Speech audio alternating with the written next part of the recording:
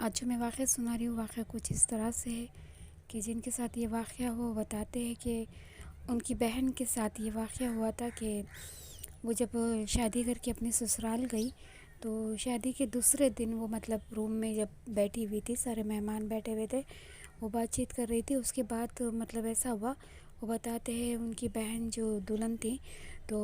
ایک روم میں سے ایک عورت آئی، بوڑھی جیسی عورت، اور وہ چلاتی ہوئی ان کے پاس آئی تو وہ ایک دم زور سے وہ دلہن چلانے لگی، اور تو سب نے پوچھا کیا ہوا کیا ہوا، تو وہ خاموش ہو گئی، اس نے بتایا نہیں کسی کو۔ بعد میں پھر اس نے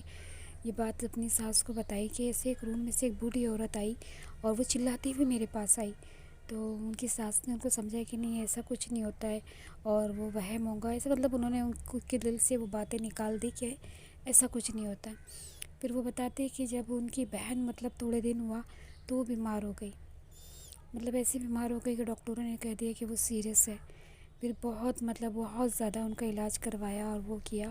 تو پھر وہ تھوڑی ٹھیک ہوئی ہے۔ پھر وہ بتاتے کہ جیسے وہ گھر میں آئی تو پھر وہ عورت اس کو روز نظر آتی تھی، وہ بوڑھی عورت، اور وہ بتاتی تھی وہ اتنی چھوٹی نظر آتی تھی کہ ایک دم چھوٹی سی اس کے پیر کے پاس وہ چلتی بھی دکھتی تھی اس کو گھر میں، اتنی چھوٹی سی وہ بوڑھی عورت اس کو نظر آتی تھی۔ تو اسی طرح سے ان کے گھر میں یہ روز چیز ہوتی رہنے لگی، اور بتاتے کہ اب تو وہ نظر نہیں آتی ہے وہ عورت، مگر ان کی جو بہن تھی وہ آج بھی بیماری رہتی ہے، وہ پہلے جیسے صحت مند تھی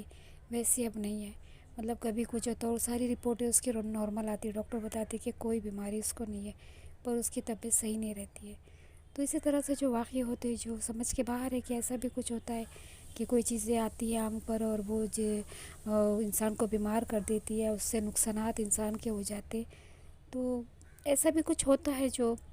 جن کے ساتھ ہوتا ہے وہ تو یقین کرتے، جن کے ساتھ نہیں ہوتا ہے وہ لوگ نہیں مانتے۔ تو اسی طرح سے جو واقعے ہوتے ہیں میں آپ لوگوں کو بتاؤں گی۔